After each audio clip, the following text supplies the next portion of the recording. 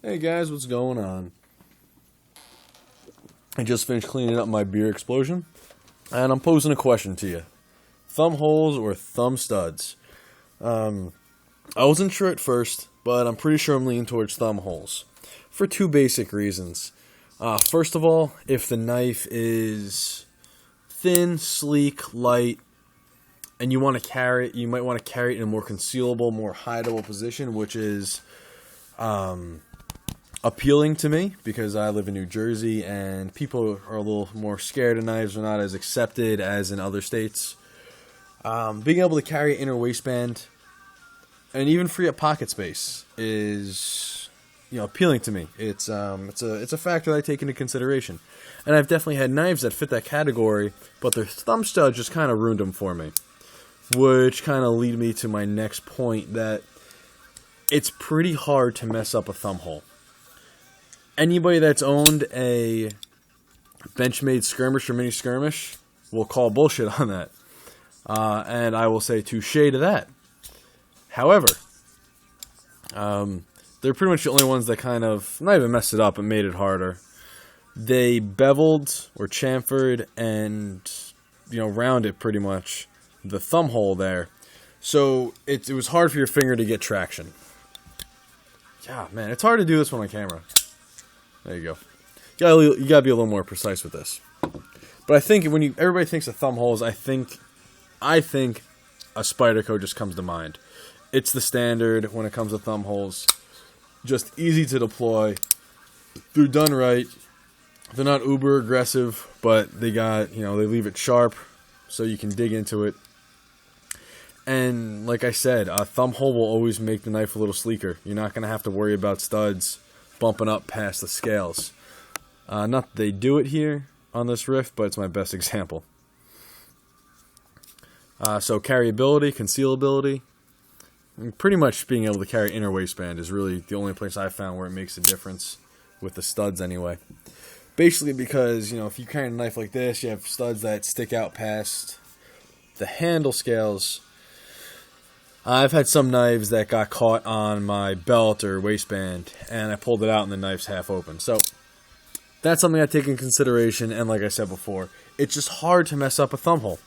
It's hard to mess up a thumb hole. Most people do it great, but I have had knives where the studs just don't do it for me, and it was, if not the reason, a contributing reason to why I got rid of the knife. Whether it's bad positioning, a bad shape, just not comfortable for my thumb, or just not fun to use. Because a lot of an appeal of a knife to me comes with the fun of playing with it, opening and closing it, slowly, quickly. Being able to open it in different positions. And if a thumb stud can't accommodate all that, that knife is less fun for me to play with. I'm going to fondle it less. And it's pretty much basically going to lead to being sold off.